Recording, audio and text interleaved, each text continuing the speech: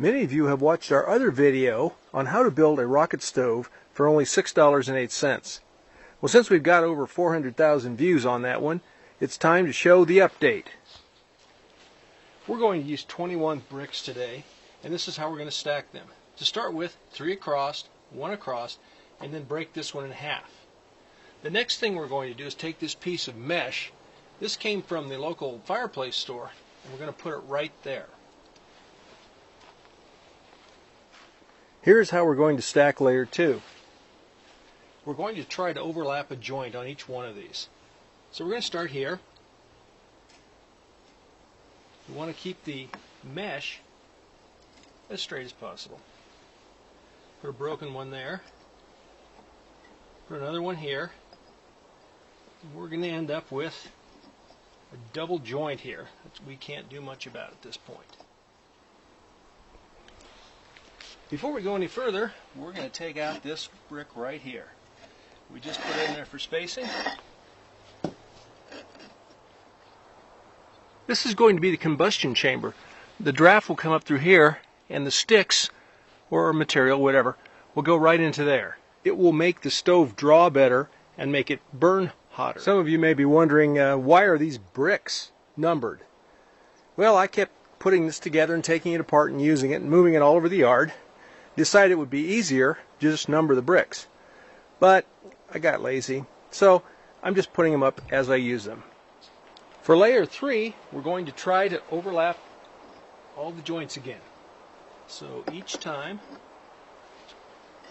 we cover the joint. You notice that this brick is kind of dirty there. We're going to put that right where it should be. Layer 4 is similar. Overlap all the joints if you can. You should be able to. And tie all this in.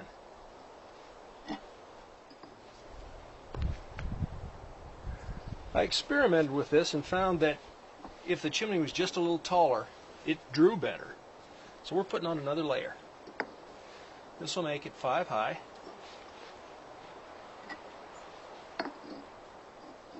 And this should be our new improved design.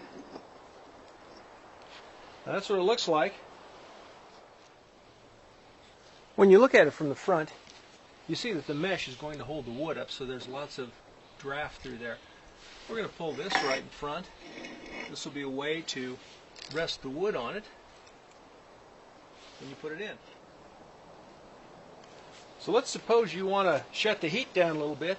We're going to take this other brick and you can slide it right across the front. That should shut down the draft so the heat shuts down. We're going to start the fire with the old reliable cotton balls and Vaseline, and we're going to use this wood right there. It's not very good. We'll see what happens here. Okay, we have ignition.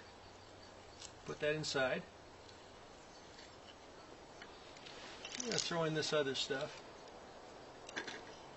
See if we can get it to go. I tossed some other sticks in the combustion chamber to get the fire going well. Now here's another accessory I found that everybody can get really easily. I went down to the local restore for Habitat for Humanity.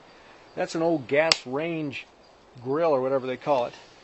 I'm going to put some water on top of this thing. Let's see how long it takes to boil. Well, the water is about to come to a boil, and I would say the stove has done pretty well for itself.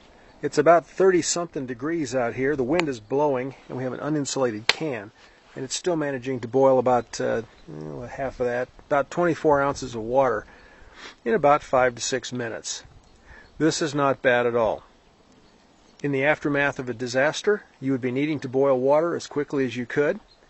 You might need to build several of these using whatever materials you could find, and they would be a very useful survival tool for everybody concerned.